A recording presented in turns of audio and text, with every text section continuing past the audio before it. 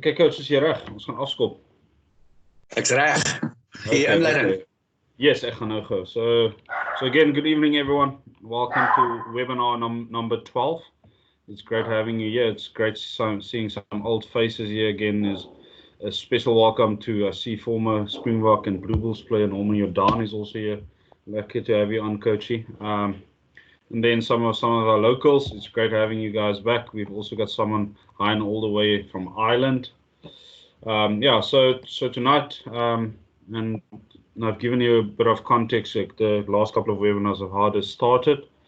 So tonight, we're quite privileged to have a good friend, a mentor, someone that I look up to, someone that I go to for advice.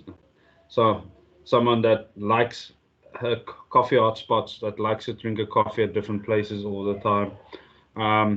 Former coach of the Lions, former junior box coach, former Hans coach, currently MD of Elite Sport Mentorship, and also mentoring a lot of coaches like myself, and also doing a lot of courses in coaching education. That's where he's hearty. So I'd like to welcome Eugene Eloff to our webinar series. So Coach Eugene is going to touch on mentoring and why it's important.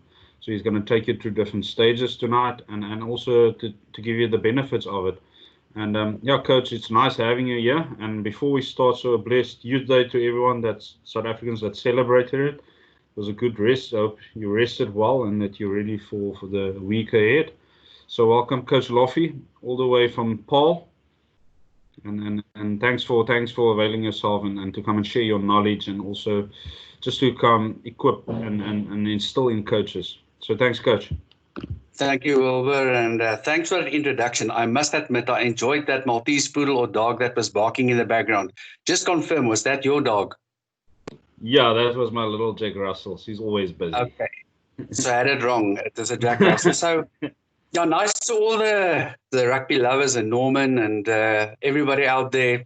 I think everyone in rugby and coaching and mentoring is equally important for the job we have. And I actually went for a walk climbing up Franschhoek Mountain this morning, and I thought, but what am I going to talk about? And then usually when I talk out of the heart, because that's how I coached, and that's part of mentorship. But maybe for the guys that don't know my background, I'll give you a quick background on my life, which had a huge influence on me as a mentor and a human being. And then maybe you'll understand why I have such a passion for players, for coaches, for people that give so much and not always receive something back, but just do it for the love of the game. So yeah, I grew up in Joburg. So Afrikaans ook from Joburg. And after school, I had a military career, and which is in a certain way grounded me and gave me the right life skills to become a coach later. I never in my wildest dreams planned or thought that I would become a rugby coach. I was in the time that we had compulsory military service, and I went to the Parabats where I did a special forces course. And yes, guys, we were in the war and we were in the war zone. At a very young age, I had to quickly equip myself to keep my soldiers alive, to keep them well, to keep them healthy, happy, which was tough for a 22-year-old lieutenant that grew up in Joburg and plays rock and roll on a guitar. So that was my learning school. And, you know, my mentors who I had there was military people. So, and usually in the military system is very autocratic. It's my way or the highway. You know, there's not a lot of space for people to think out of the box. But however, you know, for me to keep the guys alive and happy and motivated, I knew I had to do it differently. I had to do it democratically. I had to be different. I was criticized by the senior officers, but a long story short, I stayed in the military 18 years and I left as a colonel in 95. And now I started coaching rugby. I coached school sides, you know, under 14, under 15, first team. And then I had 48 years of rugby coaching. 48 years of mentorship, but about 20 years of professional coaching and 10 years of amateur coaching. So in 1998, I had the call from Doc Layton, and now I was appointed as a junior coach at the Lions. So that it was all of a sudden a dream come true that I never had and planned in my life career. I saw myself with this general pattern. The next guy was going to save our country. But life took me on a different journey. And I just loved it, especially working with the schoolboys. I started with schools that were not strong. They were not the top teams. Those kids were contracted, and nobody gave them a chance to survive.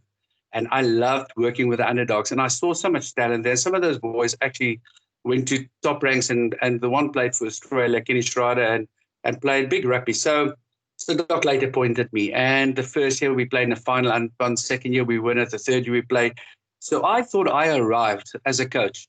I was doing everything right. I was going on the wave, and I really loved my players, and I coached them with love, as if it was my own kids. And that was the whole thing. And again, it didn't quite go on with the coaching of the 60s, 70s, 80s.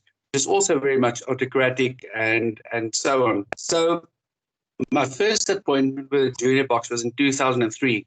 And as we were picking the side for the Junior World Cup in Paris, Wynand Klaasen was on the selection committee. And when we got to the eighth man, his son was in contention, and Wynand stood up and he said, listen, will we, will we excuse him because he doesn't want to sit in, he feels it's unfair. And that day, I got so much respect for him. So I had a mentor, and he's still my mentor and friend today, Wynand Klaasen, who was the captain of the Springboks in that difficult tour in 81. And to me, just absolutely rugby lover. So if we go to what we're going to talk about, mentorship, the question is, what is mentorship? It's very simple. You know, you don't have to get too theoretically about these things. Mentorship is just giving someone guidance and giving them direction and facilitating the process to help them to achieve their goals and maybe achieve what other people think they can't or they don't believe they can. So you are really guiding and directing this person, but you as a mentor need to have that experience. You need to have that wisdom that you can guide, because like trust, you know, it's a thing that must be earned by your behavior. You don't just get it because of a position. So you as a mentor need to share that experiences. And, you know, you're not always on top. Sometimes you're right at the bottom. Your expertise and your knowledge that you had throughout your life on the highs and the lows. Then people say, but why do I need mentorship? It's interesting. I read the article today that was written by Gabobo and somebody else. They said how important it is for young players and sportsmen to have this guidance and this mentorship, because it's not only coaching, it's actually preparing people for life. So if we look at why, it's simple. Personal growth of the individual, enhancement of the individual, and improvement of the individual. That's as simple as it is. And you can go and you can help facilitate this person to achieve his goals, he or she, enhance them in their way and work out a career path, how they can get to their goals. So it's all about personal growth. Who can be a mentor? It can be a father, it can be a pastor, it can be a teacher, a coach, it can anybody. But if you look at the theoretical side of it, you know, you get your challenger mentors, you get your cheerleader mentors, you get your connector mentors, you get your idea generating mentors, your librarian. But we're going to talk about the coach as a mentor. And I'm sure most of the guys that are listening today are coaches or bosses or maybe in command or in control of a group of people. So I always break it up in acronyms because I like that, because it takes me back to grounding and what it's all about. Coaching, you know, it's not an ego process. It's a process where you have a big, big influence on the lives of young people. And to me as a coach, it's not how many cups we've won or how successful we were, but if I can see a young boy that I mentored, and I'll tell one or two stories later, that came through the system and that after rugby became the successful father, the successful businessman, the successful husband, and he's just great for society. And that's what life is about. That is what mentorship is about. And if you as a coach get involved in the life of a youngster, that's what you want to achieve with him. So let's break down coach. And the C of the coach is the caring coach. You must really care about your players. And sometimes you have to make decisions that the management or the top brass don't like, but you make the right one, and you might probably lose your job, but you still make the right decision because you're a caring coach. Secondly, the optimistic coach. You know, if you're a pessimist and you don't see the future and you don't see something, the glass full of water, and that it's going to happen, it's going to be magic, you should not do it. You should be optimistic and be absolutely enthusiastic about what you are doing. And sometimes my friends to me today still say, I'm over positive. Well, then I'll die over positive, but I will not think that we're not going to make it. Even through this difficult time of this COVID, I still think something good is going to come out of it. So I'm not going to sit with the guys that sit and top over a beer and talk about what's not going to happen. I'm rather going to say there's going to be a window of opportunity so we can make something happen. Then the A of the coach is the authentic, the original guy, come with new ideas, the creative coach, out of the box coach. Not nobody can be a Steve Hansen or a Jake White, whoever top Eddie Jones, but you've got yourself that can be one of those guys one day. Be authentic, be original, and be yourself. Because else, if you don't bring your character in that coaching, you cannot be the sheep that follows and want to be like somebody. Go be yourself. You might surprise yourself how good you actually are with these guys. The C is consistency. And that is very, I think all of us in our daily sphere wants to have that consistency in life. People that you go around with, you want them to act consistently. And I always told Wilbur, if I speak to students, consistent is not always just being the same. It's always reacting the same in the same circumstances. And I always joke, as a player, when the coach has a difficult situation at home with his wife or his girlfriend, he comes and he actually brings that to the game. If you can learn as a young coach to keep that separately and bring that same love, caring, and consistent behavior, that's what the players want. And then they trust you, and then they respect you. And the H, lastly, to me, and it's always, and I will provocate this till I die one day, is honesty-based. You have to be honest. You have to have integrity. And again, I'll tell you guys that I had that experience in my life where I stood up for what was right, and I lost my job. But I was okay with it to lose my job because I stood up for the players, I stood up for rugby, and I stood up for society going forward. So honesty-based is not negotiable for you as a coach and as a mentor. If you look at types of mentoring you can do, what I love is one-on-one mentoring and sitting with a guy and going through the whole process and seeing how he gets confidence, how he starts loving himself, he starts believing in himself, and how he grows as a human being. Secondly, is the group mentoring, where a lot of times you get good sports psychologists that are brilliant. And a guy that I admire so much is Henning Gericke. In this instance, I think he's so underrated, and I would use him if I would be appointed now with the senior side, whether it will be hockey, ice hockey, whatever it is. I'll use him for that group mentoring process. And then there's distance training.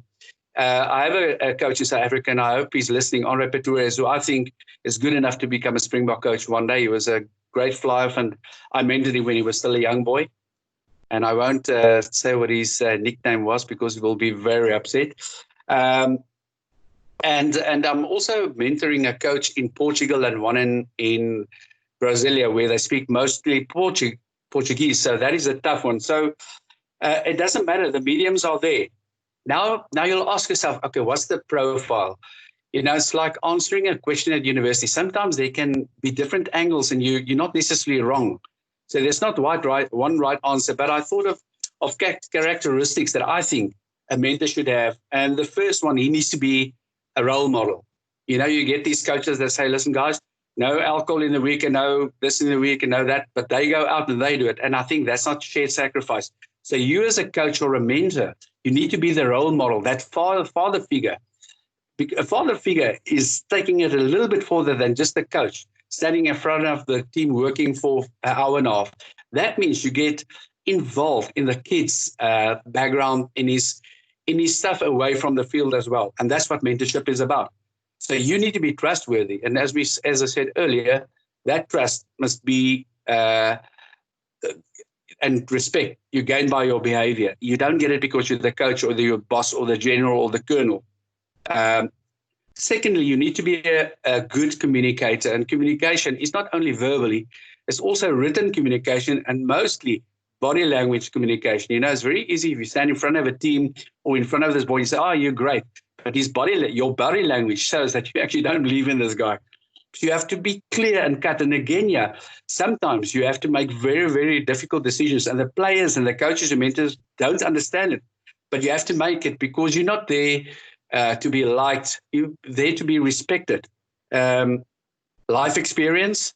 Me turning 62, I still have a mentor in Wynand. I'm still learning a lot, and I can take a lot of my life and take those experiences that you have to the players or to the guy that I'm mentoring, a people's person.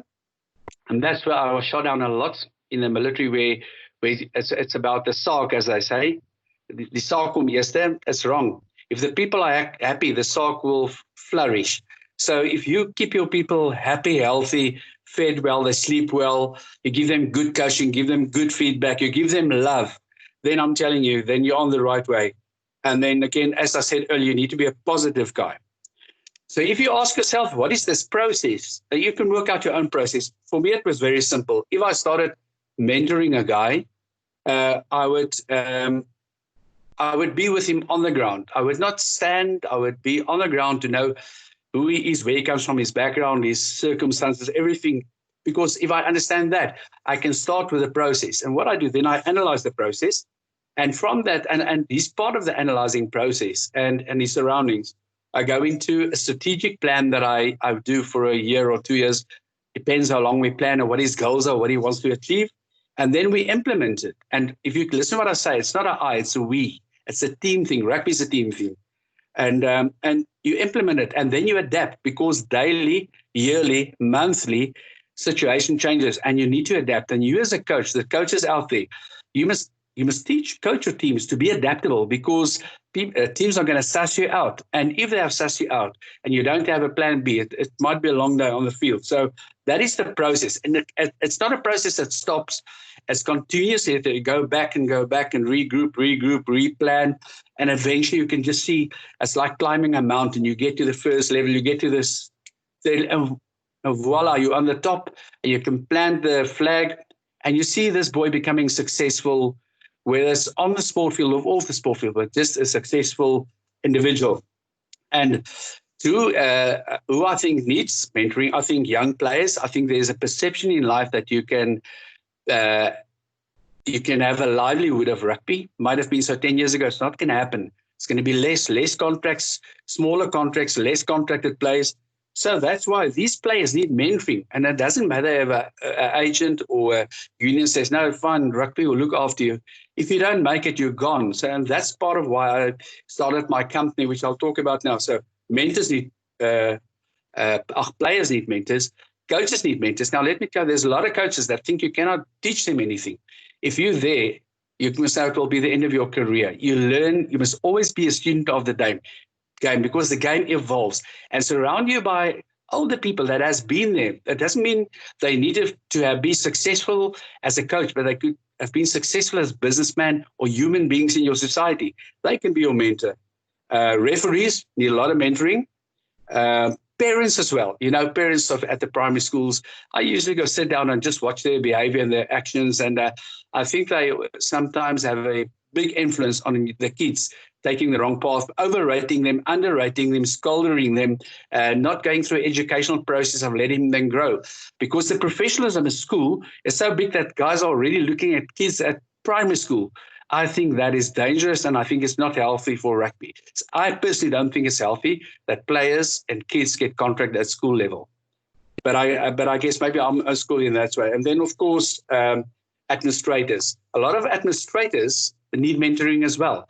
They are there, they make huge rugby decisions, but they are not equipped to make it. They haven't been on the ground. And you'll see all the time you have to come down to the ground. There's a guy, Chaikan, who said, before you can go up to the mountains, you need to come down to the valleys. Then the valleys, the biggest lessons I've learned as a coach was down in the valleys. And I came back and I went again, and I could apply that to that.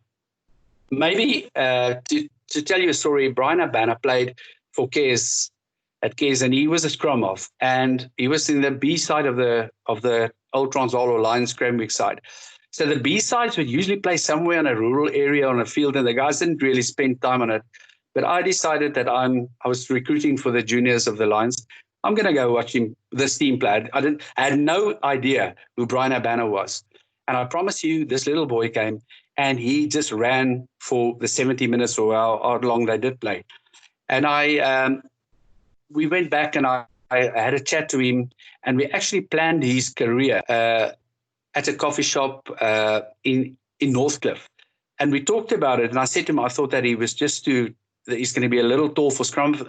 And I saw him as an outside center, and Brian just grabbed this mentorship, and he just grabbed the idea. And a lot of guys had an influence on his success on the field, Eugene van As, and guys that worked with him. I was not the only one, and most probably school coaches as well, because a lot of guys claim a player, but a lot of people had an influence in his life. And Brian came, and I mean, he's world renowned. He's a fantastic father. He's a fantastic husband. He's a great guy for society, and that is a success story. Andre Pretorius, as a young boy, that a professor told me that this guy won't make it. He's too small, and he became a world renowned rugby flyer. He's most probably one of the most intelligent players. Strategically, that I could just let him play. I would just tell the guys, listen, if he breaks, just be with him. If he doesn't break and he kicks, be with the ball, because he was that genius. And it was so nice for me, and I still mentor him as a father figure, to see him started coaching and the way he goes about, and mentoring him doesn't mean I phone him every week to say, listen, are you all right? Are things working? Are you winning? I give him just some feedback on situations, and he phones me and said, what would I do in that situation? And that's what mentoring is about. And when I came back from America, I just said that I saw this huge vacuum that we need mentoring. Our kids need mentoring. Our coaches need mentoring. So I started this elite sport mentorship, maybe with a few goals, maybe to create, create opportunities for kids abroad after school, maybe to mentor schools here, universities, clubs, anyone. So at this stage, it's just a business. At this stage, it's not. Our focus is not making money. It might happen in the future when we bring in teams from America or Europe that we take on a 12-day mentoring course, but that is not the goal. So on a daily basis, I have Zoom meetings with these boys, and I tell you what, I'm learning again. Boys from all over the country that I sit with 15 minutes and just talk to them about their future.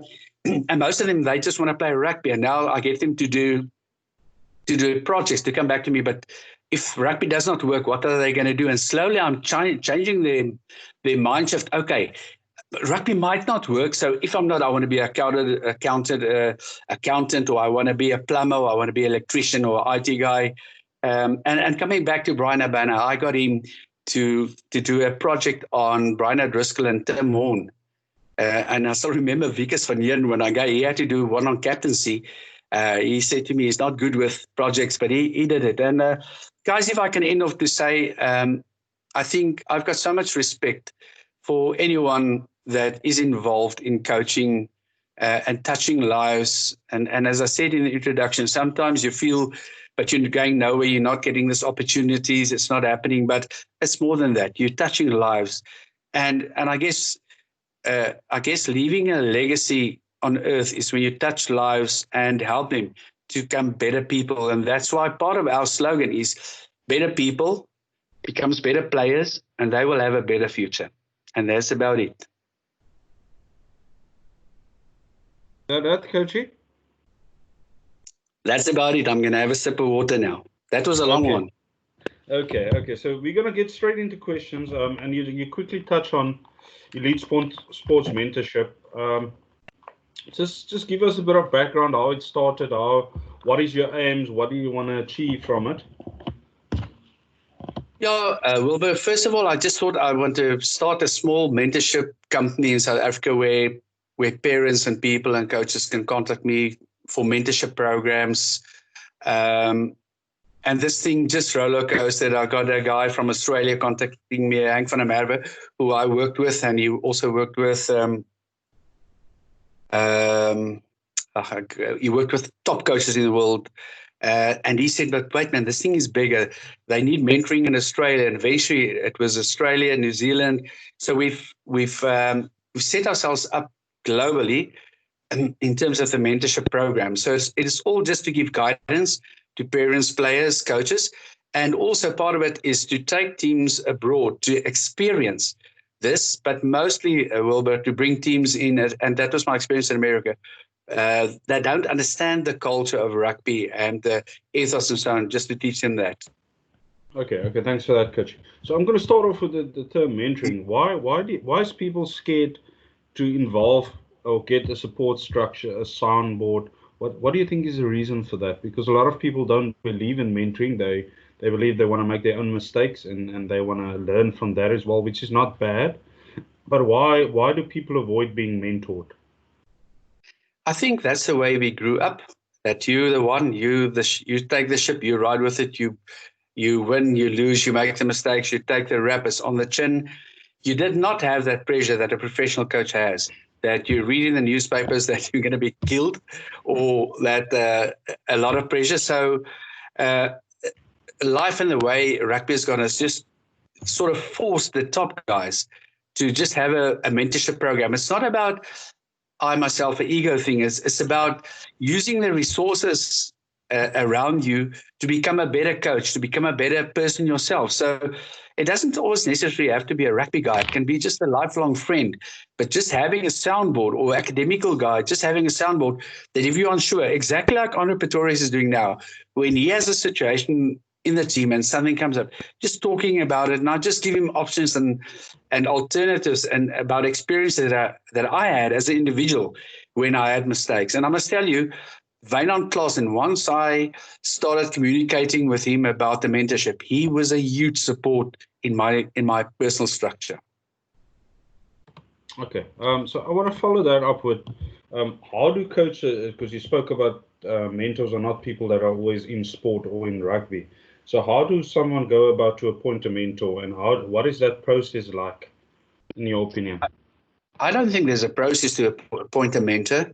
You know, you've got your friendship, you got your relationship with rugby people, with business people. You might be friends with a top business guy who's really excelling at what he's doing. You trust him, you respect him, and you start soundboarding with him. Sometimes you don't have to go sit down and ask a guy, listen, may I appoint you as my mentor? It just automatically happens.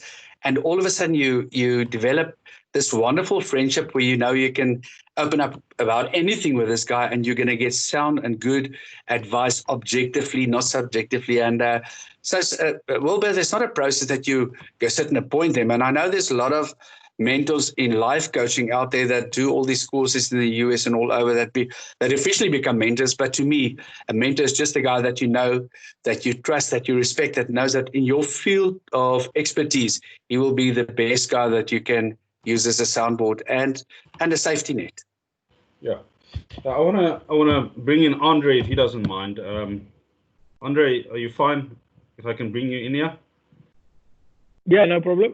Okay, so Andre, so Lofi spoke about how he mentored you. So I want to hear from you as the mentee. How did you experience it?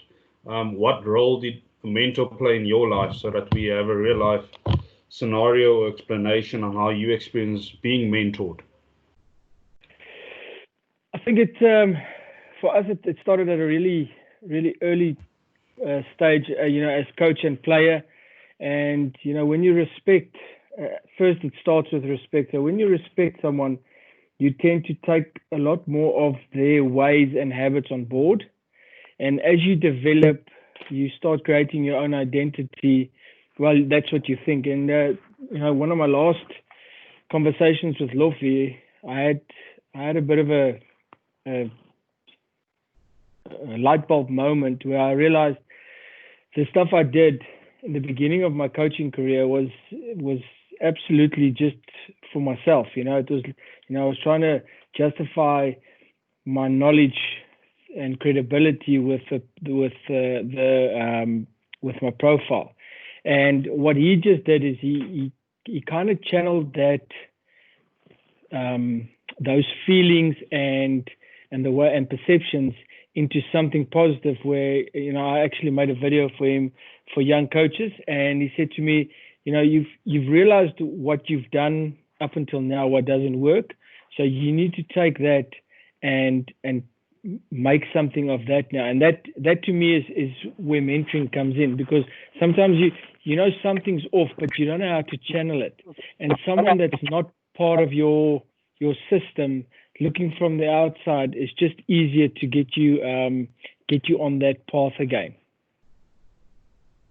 Thanks for that, Andre. And Lofi spoke about you don't speak often, but do you still use him as a mentor just to now and then give a call? I struggle with this, or because that's quite reactive. Shouldn't we be having like a proactive approach in mentorship? Or what is your opinion on that? Or should it always be reactive? I'm struggling with this, so now I'm going to phone someone or phone my mentor to assist with that, or should we maybe have a proactive way of dealing with it? Geez, that's a really good point, and it's funny you should mention it because we were part of the in the season earlier, and it felt like things weren't going the way I wanted. Phoned him, and he put me on a bit of a new path, and the following week we won, and I didn't phone him, and then he phoned me and says, "Jy kan my nie net bel as dinge goed gaan nie." Or when things aren't working. So I think with mentoring, if you've got a bit of a plan going, it sometimes also don't scratch where it's not itching, don't fix what's not broken, but just to check in with a couple of things, every second week, how did that go? Are you still on the right track? That's definitely a way to go. But I think a lot of the value lies in those moments where you feel you're down and out, and you just get a couple of words, and it just puts you back on that path. Okay, thanks. And Andre, you were just in the comment section. Someone asked, "Are you still using sand to kick?" If I've got sand available, that's all I use. Yes. So, Coach Eloff, I want to jump back to you quickly.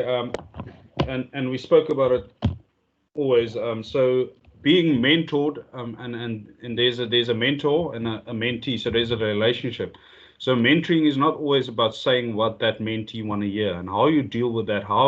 What advice can you give mentees to accept that? Because sometimes, like let's use Andre as an example. He's going through a tough time, but now he just wants you to tell him what he wants to hear.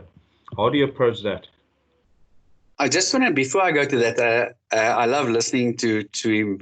He's such a character. And I just want to tell the listeners out there that the one thing about Andre, he was very authentic. The one day he would throw sand, the next week he will throw nothing, but he would still kick accurate. So he always applied something new in his kicking style. And I was just always waiting for the new one to come. I think Wilbur, the big trick is that the guy that wants to be mentored needs to be mentored for the right reasons, because there's not a shortcut in life. And sometimes he's going to hear what he doesn't like to hear, or his father doesn't want to hear, or they don't want to hear. And I had a situation like that where I spoke to a father from Bloemfontein, and he didn't like to hear, he didn't enjoy what he was hearing. And I was truthful and I was honest, and they sort of vanished. So you need to create set the tone right for the guy that gets mentored, that he is open and that is hungry to learn, and that he's prepared to take your input, that he would hold on to that and believe it and believe in you, because again, that's also part of the trust relationship that you're building. Yeah. So I want to go back to, so here's a question regarding how did you build that Boland team that was so successful in 2011. But I want to use that as an example, because when you get appointed as a head coach, especially if you have coaches working under you, they see you as a mentor. How do you manage that process of leading people and influencing people under you? But also you want to equip them, and you also want them to stand their own ground. And how did you do that, Boland, to create that championship team? I think the first thing, Wilbur, I don't have coaches under me. I have coaches with me.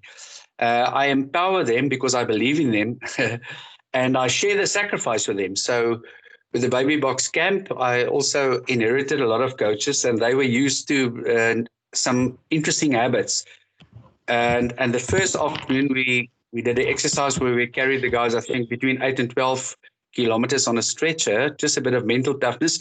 And me as a coach also was part of the group. And then the other coaches also got involved in the exercise. And that's how we just became one management team. So the days of the head coach, I'm the coach, you are the assistant coach, and that's those days are history.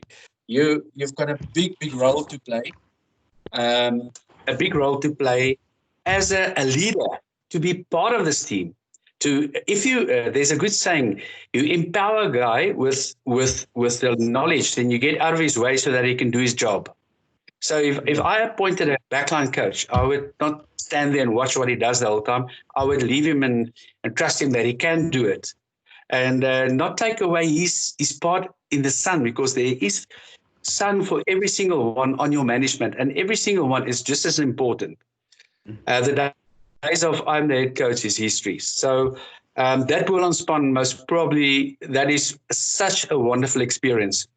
The first day I arrived there, they had a few senior players that were in control, and I'm still friends with some of them there, and I love them, but they were in control, and they were not the hardest workers out. So after we tested them, I saw we needed to get the guys fit, and right next to the Boerland Stadium, there's that very long hill. I think it's about 120 meters, and we did tough Doc Yori, who was my fitness coach to the Lions as well. He was there. We did a tough session, and after the session, a few of the players came to my office and said they don't think this is a good idea. And then I said, well, this is the new idea. This is the new way we're going to do it. They're welcome to stay, or they may leave, because this is the way we're going to train. We're going to be fit. We're going to be quick. And two of them left and one stayed. The one still involved there. And we just worked hard. It was hard. And I knew we're not going to be a team that are going to scrum everybody away and maul everybody away, but we got speed that no teams have. And the wonderful story about that Boerlands, once they got that togetherness of a team, they were just phenomenal. And I mean, Willie Leroux came from France, and I didn't know Willie. I just saw videos, but I saw his attacking ability when he was at Marty's in that school. And the guys, when I wanted to appoint him, said, listen, but they heard he can't tackle. And my whole thing was, you can teach a guy to tackle, but you can't teach him the X factor. So that whole team, I cannot, Willie was one of them, Cornel Hendricks, Daniel Diamas, Bola Conradi as the captain. We just a wonderful team. And what people don't know, that team scored a minimum of 7 tries per match. Then we played the last match against EP and at Boerland Stadium, and I think we gave them 40 points, and Luke Watson was there. And he said to us he will see us in the final again. So when we played a final against them, he was not there, but his team was there, and then we gave them a big hiding. But accolades for, it's just like the Eastern Cape as well. There is just so much talent. And in this Boerland, there is so much talent. It is, however, very important that the union get the right personnel to equip them, get the right coaches, get the right administrators, and get a good system so that you can get all these players into a system where they get opportunity to develop and play for Boerland. Okay, thanks for that, coaching. So now I'm going to head to the coach as a mentor of players, and John Bader asked a question: how important is the background? How important is background knowledge and knowing the player, knowing outside rugby? How important is that in order to mentor him? That is that's a great question, first of all. It's one of the most crucial things. That's why I said earlier, you need to know the background of a player. So if you don't know that a guy has just had trauma in his family, death maybe in his family, or divorce, or financial problems, or young players with their girlfriends, you'll be surprised how much problems that can be. And they come at a training and they're just not there. They're not on top of the ball. They knock the ball. If you don't know what's going on, you cannot mentor him. If you also know your customers, there are some players that you can take on in front of the team, especially the tighties. They can take it on the chin, and then the backs, you must take them on a one-on-one. But still, you never ever humiliate a rugby player in front of his teammates. And if you give feedback, it must be really constructive. That you build him up in the process and not lose him in the process. So, I think that is critical that you know the background. And also, if players trust you and they love you and you love them back, they will come to you and say, listen, coach, my mom's going through a divorce, we're battling at home, and you can adapt. I had a player at the Lions, Yanni Boshoff, he was studying engineering, civil engineering. And he came to me and said, coach, I cannot train this week. It was the week before we played the semi-final against the Sharks in Durban. And I said, Yanni, you know all our calls. You just come for the captain's run. And some of the players didn't really understand that. And he wrote his exams, he passed his exams. We played Saturday. In the last about 7 minutes, Earl Rose intercepted. He passed to Yanni. He sprinted, scored under the poles, and we won the game. So I think backgrounds of the players. And it's also good to go the extra mile for that guy that you think has got the potential. And it's going to take more of your time than usually. Well, thanks for that, Chris. I want to. So being coach in professional setup in South Africa and worldwide, I think becomes a lonely job. And especially in this time now with a lot of uncertainty, what role can mentoring play? Let's use two examples. Firstly, your team is struggling, you're not getting the results. What role can mentoring play there? And now during the lockdown, when there's a lot of uncertainty with regards to jobs, people are not sure if they're going to get reappointed or for the next season. How important is mentoring in this time? Well, I think Andre answered the first one. His team was really playing well, but they were not winning. So if you get in the streak that things are going wrong, you tend to put on blinkers. You get more sucked into the small things, and you don't see the stuff from outside. And I didn't do a lot. I just tweaked one or two ideas with him, and then his team's success changed. So I think, what was the second part of your question? But Andre answered the first, Yeah, so during lockdown, during this time with COVID-19, there's a lot of uncertainty. So job security is a concern for coaches. They're not sure if they get reappointed after lockdown. They're not sure when sport starts. That will also influence their contract. So how important is mentoring during this time? And what type of mentoring would you provide to those mentees? I think a realistic one, that things can change. And there's always that possibility that you might lose your contract or your job or son. And that's why the mentoring earlier in the life of a coach and a rugby player is important to know that should that happen, it's not the end of the world. You've still got a skill that you can fall back on. You might get new opportunities. Don't always put your eggs into one basket. And that's why rugby is a worldwide sport where you just integrate and you build friendships. And it should not be your alpha and your omega. You always need to have a backup plan if things don't work. I don't think anybody can predict what's going to happen. The one thing that realistically I see from the outside is that money is getting less. Unions are under financial pressure, but it just seems that the Bulls are not, but the rest are. And so you can accept that there will be some changes, less personnel, and just build a plan B. If things don't work in that direction, have a plan B that you can do, But if coaching is in your blood, you'll always create an opportunity where you can do that passion that you love so much. Yeah, so Coach, I wanna head on to school rugby. You spoke about that earlier, and that you quite often speak to parents and players, and that leads into Keegan's question as well. How important is it to have a long-term plan with kids for post rugby, so that coaching for the future, and then linked to his question is, so the second part of the question is, what factors must you consider when planning for that future? Well, I think that is the process that I'm doing with a few kids now that just wanted to play rugby. I start to find out what is their passion in life. If they didn't play rugby, what would they do with their lives? And that way I started creating an idea of a possible study direction or career direction.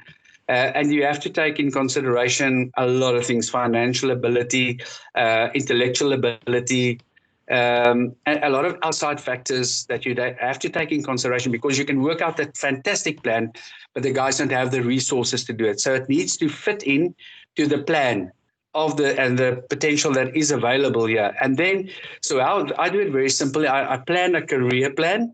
And then once the career plan is done, and it must be long term, then I plan a rugby plan that goes head on with it. And I think Andre will remember, I used to tell them that, guys, just get a qualification, and when you got it, put it in your back pocket, and then you give rugby a go for a few years.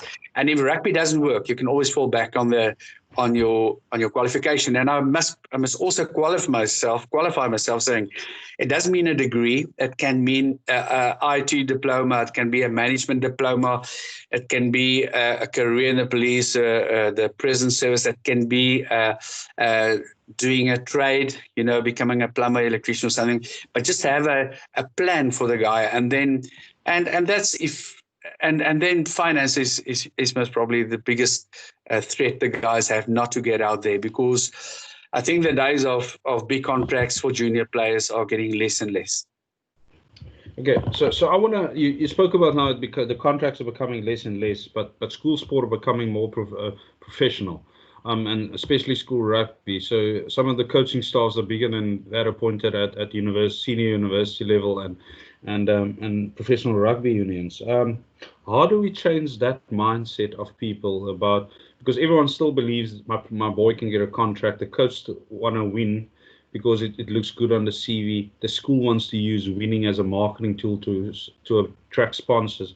How do we change that mindset of winning at all costs, and that this is your only opportunity? And I want to touch on an article that I read about 4 weeks ago where they even considering having post-matrics just to go and play rugby. How do we change that mindset and narrative? Yeah, that part was very, very scary too. I also read that article. Again, this is a prediction I'm making. The outside coaches at schools that are getting big salaries are going to get less.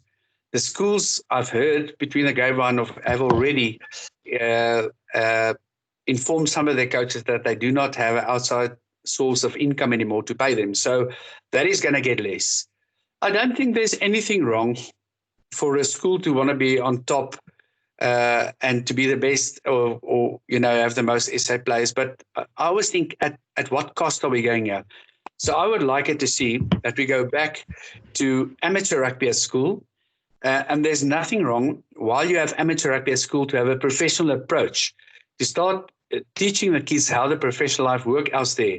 But the most of all is for the parents, where, as I said earlier, 10 years ago, rugby could be a career for you and you can be sorted for the rest of your life. It's not going to be like that anymore. And even going abroad, not necessarily that you're going to make it or for the rest of your life. You can go play for 3-4 years, get a few dollars or get a few pounds or euros and come back, and then you still sit in the same rut and situation. So I think it's a situation where a mentor have to sit with the parents, sit with the player, and work out a career plan, career path, off the ball and one with the ball, and hopefully succeed in both. That's the ideal. But the advantage with a mentorship program, that if the one does not work, you've got something to fall back on.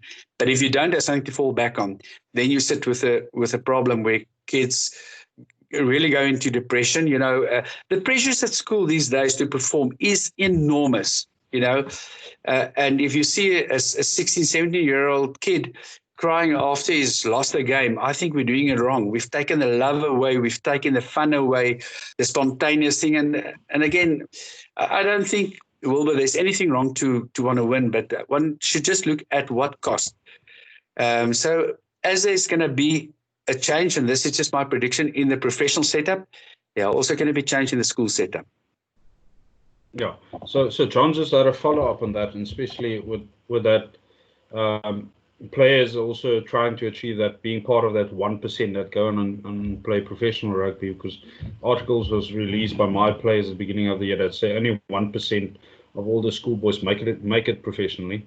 So you think, what role does parents play and their influence in that? Because a lot of parents want to live their dream through their kids. So what role, how shouldn't the parent be mentored in order to mentor the kid and to make that the right decision? How do you work with that relationship?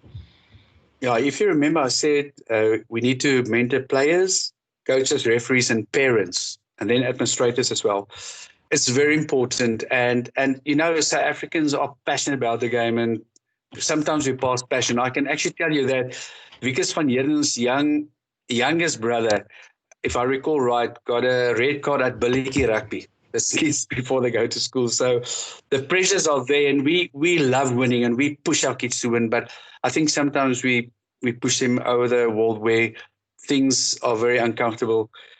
Parents need to be informed correctly about what rugby can bring to them and what possible career a kid can have in rugby, but also the dangers that you have. You must always weigh up the pros and the cons. And again, Wilbur, that's not always what parents want to hear, because they live their dreams throughout the kids, and maybe that's also not that bad. It's just, it is what it is. But you have to channel it the right way, that the kid does not get any harm in the process, and where a guy with a lot of potential might stop playing because of the pressures. Yeah. So I heard someone else on Twitter making a comment. So they spoke about professional and schoolwear rugby, and they say we always rugby at the moment at your bigger schools is catering for that 1%, but what happens to the other 99%? And that's quite an important observation and comment to make. Coach, I wanna take you back to, because you build a lot of relationship with your players and you still stay in contact with them.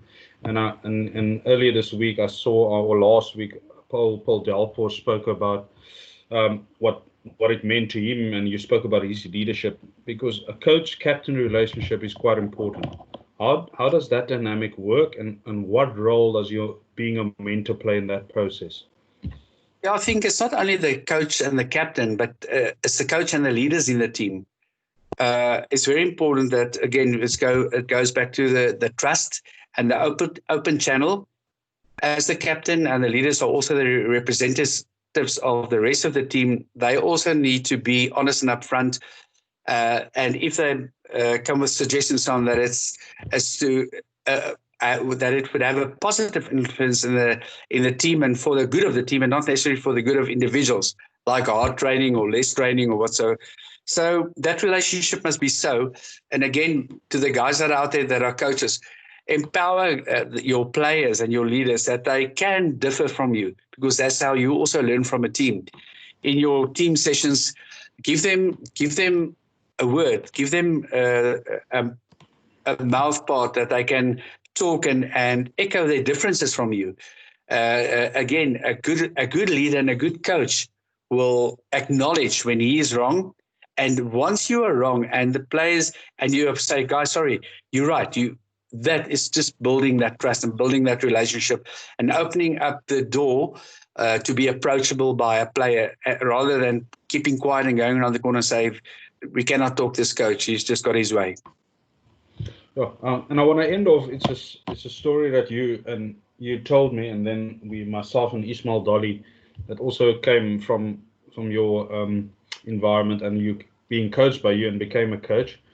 So you told the story about him struggling in a physical activity, and then he told you afterwards that he's busy with Ramadan, so he's not allowed to eat from 6 till 6.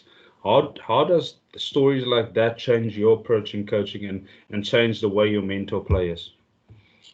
I tell you what, that had a big influence in my life, because at that stage I was not too sure what that was. But Ismail is a wonderful guy. He's also becoming a great coach. We were, I think, on the second camp, and it was really tough. The guys get up early and they got 3 sessions a day, and it's a long day and it's a tough day, because we only had like 3 or 4 camps that we had to prepare the guys for the World Cup. Now the guys get together for 3 months, which I think is maybe too long, if I can say so. I think so. Ishi didn't come to me and said, listen, I got this situation, I'm not allowed to eat in the daytime, I cannot. He just kept on training, but knowing his ability, I just saw him like fade away. And then I called in Paul Delport and I said, something's wrong with Ismail. He looks tired. He's sort of fading away. And then he said to me, coach, they were busy with Ramadan, and he didn't want to complain. He wanted to train. So I pulled him out of it. But that day when I pulled him out, I picked him, because I knew this is a guy that I will go to war with. He didn't come with excuses. He just was doing his thing and trying his best. And he was really very tired. So it paid off. In the final, he dropped a wonderful drop goal. And I think, that whole thing, Ishi was one of those guys, a lot of coaches say he's too small. I differ from them. He could play. He was him and Paul Delport together were actually great a scrum off and fly. So yeah, it's so lucky to see Ishmael in coaching, to see Paul Delport in coaching, and I'm sure somewhere along my few years that I coach them, they will take something that I could have teach them and take it over to the team, and most probably I can still learn from them as well. But that experience for me had a huge impact on my life, and it was so easy to pick him after that. Yeah, coach. So we're going to wrap it up. So I want you to, is there a bit of advice that you want to give young coaches that want to make rugby a career, and also to other coaches that just want to use it as being part of their hobby, or just use it when I hear some coaches nowadays want to use coaching to get away from home. I'm not sure why, so I'm not going to mention name. He is on here. So what advice can you give coaches? First of all, to that coach that wants to get away from home, I'm sure he's stretching his sessions for a few hours. No, the one is, if you have a dream to become a top coach and a provincial coach, international coach, don't let anything hamper your dream or tell you it's not possible.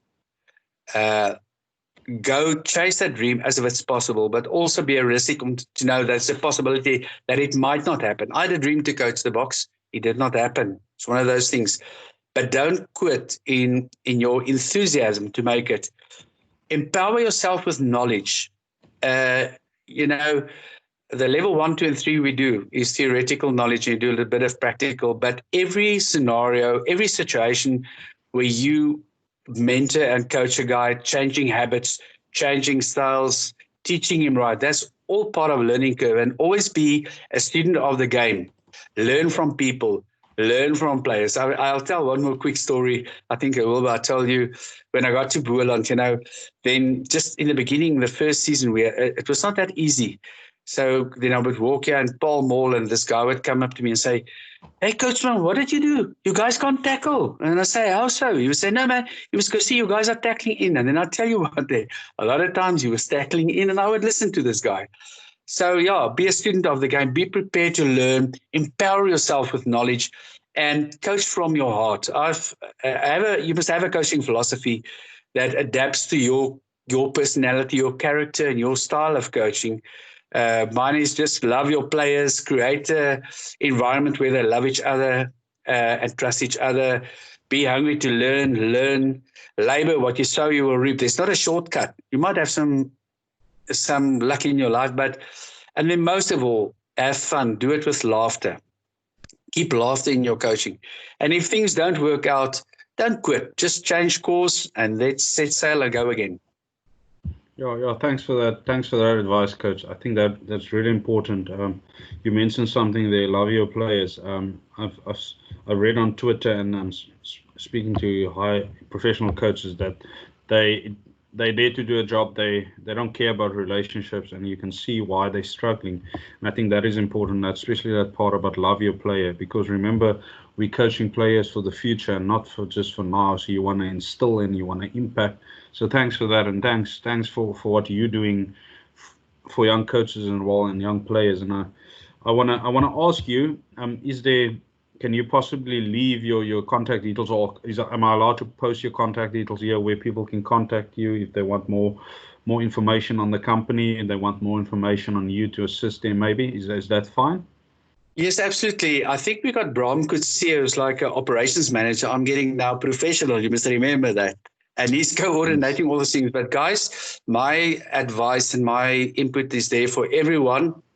And if I can assist, I just do it for the love of the game, I don't want to send for it. And if I can add value to your lives and maybe get your enthusiasm up and your self-belief, then will by all means, my brother. Yeah. No, thanks. And thanks for what you're doing in my life. And I tell you every time, just the influence, just the sounding board, just sometimes someone to listen. And I want to add on to Andre. Sometimes we're so focused on when it goes bad, you need to find someone. But in that good times as well, you need to share that stories as well, because I think a mentor plays a massive role. So thanks for coming out, Coach.